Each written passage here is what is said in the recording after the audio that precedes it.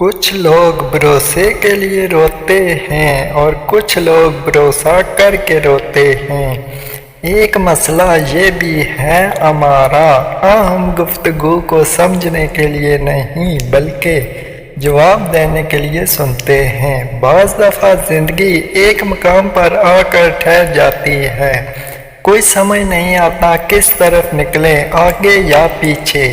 اس وقت اگر کوئی آپ کے دل کا بوجھ ہلکا کر دے تو اچھا لگتا ہے۔ احساس اور حد سے زیادہ سوچنے والے لوگ کبھی خوش نہیں رہ سکتے۔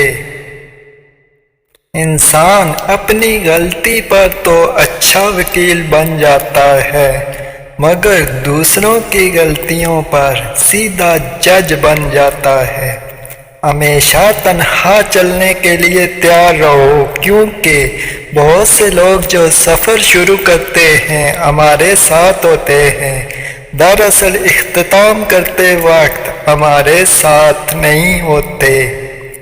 زندگی بڑی بے اعتبار سی چیز ہے، کون کب کہاں ساتھ چھوڑ جائے کوئی نہیں جانتا۔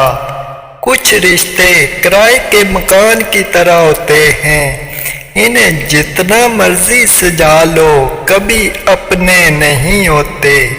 بعض لوگ کہتے ہیں کہ میں غلط بات برداشت نہیں کرتا، در حقیقت غلط بات ہی تو برداشت کرنے والی ہوتی ہے، ورنہ اچھی بات کو تو برداشت کرنے کی ضرورت ہی نہیں پڑتی۔ رشتے خوبصورت آواز، اونچے مرتبے اور خوبصورت چہرے سے نہیں بنتے بلکہ خوبصورت دل، کبھی نہ ٹوٹنے والے بھروسے سے بنتے ہیں۔ مرد اگر ہاتھ چھڑا کر جانا چاہے تو ہاتھ بڑھا کر روک لو، ہو سکتا ہے کہ وہ رک جائے، لیکن اگر عورت ہاتھ چھڑا کر جانا چاہے تو کبھی مت روکنا، کیونکہ وہ ہاتھ چھڑانے سے پہلے ہی جا چکی ہوتی ہے۔ آپ صرف ایک دفعہ جیتے ہیں، لیکن اگر آپ اسے صحیح طریقے سے جیتے ہیں تو کافی۔ کسی کی میٹھی باتوں کا مطلب ہرگز یہ نہیں ہوتا کہ آپ اس کے لیے خاص ہیں۔